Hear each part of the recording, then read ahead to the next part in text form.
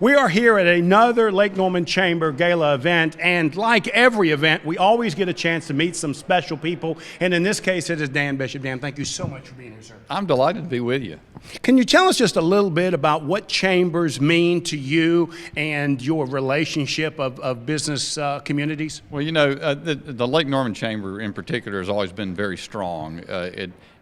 Making cohesion among businesses and giving them an idea that they've got support out there, connecting to government officials. It's beneficial to me as someone in government, and I think it's a tremendous thing. It helps them get business done. And so I'm a little out of my congressional district up here in Lake Norman, but it's booming up here. You guys are doing a remarkable job in Lake Norman and it's this area, and I just wanted to come up and be with you for this special event. It is probably why I was surprised to see you. You're right, because you're a little bit out of your area, right? Yeah. We appreciate having you. Well, one of the things we have in this area that is such a spectacular treat is some really big business people, very skilled business people, and then folks like me, right? You know, small business guys have been doing it since they're 17 years old, right?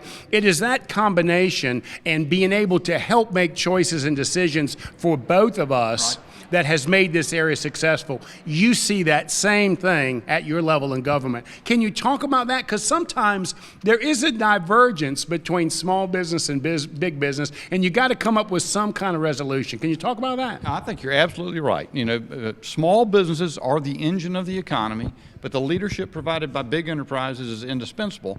And I think when chambers of commerce get it right, they serve the needs of both.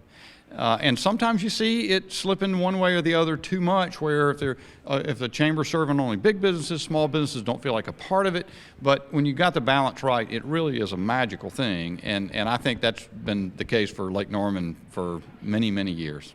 So I'm curious, what does 2020 look like in our government? What are some of the 2 or 3 things on a business level that you guys are going to be focusing on? Well, you know, it is, it's one of those, the fact is, in every conversation I have with business people and everybody else, they all go, oh my goodness, yeah, exactly. This is crazy. No,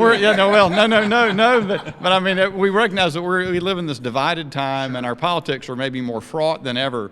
But you know, I don't know if there's anything to this. Sometimes it seems like a pattern. You go back to the time when President Clinton was being impeached, the economy was really quite strong. I don't know that the two have anything to do with each other, but here we are again. We've just had the United States Senate just finished with the USMCA, the U.S.-Mexico-Canada agreement, which provides a lot of additional export opportunities for a lot of North Carolinians, particularly our ag sector throughout the 9th District that I serve.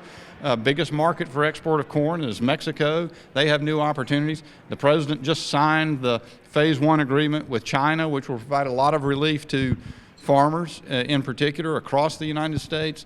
The economy generally is booming. We have the lowest African American unemployment ever, lowest Hispanic unemployment ever, 3.5% unemployment on a sustained basis across the nation. We really have great opportunities for people, and no region better to express that than what's going on up here in North Mecklenburg. I'm going to make a statement. You tell me whether you agree with it or not. People ask me, what was the driving force to make this happen? And I say, when Donald Trump started with the regulations, started pulling those regulations back, 2 for 1. I absolutely believe that was the driving force. Feel free to argue with me if you want. It wouldn't be the first time somebody disagreed with me. You won't get any argument from me on that point. There's no doubt this president has cut regulations more than any other. Of course, the Tax Cut and Jobs Act was a great stimulus, and some people said, well, it's going to be a short-term sugar high. That's proven to be wrong. We're seeing sustained, strong economic growth. There were people some maybe detractors who were almost like they were hoping for a recession some months ago and predicting it, but it hasn't borne out, and the economy looks fundamentally strong. So, and in my view, we have a lot more work to do to solve business, just problems for everyday Americans that we could be dealing with in Washington right now if we could put aside some of our fractious division. Mr. Bishop, if I can thank you, sir, for coming here today. And I know you want to get to the gala. Let me just say this. You being here is the beginning of solving a lot of the problems. The fact that you even taken the time to talk to this lonely little small business guy tells a lot about you, sir. Thank you so much for being here. We appreciate it. Thank you. I'm so glad to be with you. Appreciate the time. Here with Congressman Dan Bishop. Appreciate you being with us, and come back and see us. It's been my pleasure.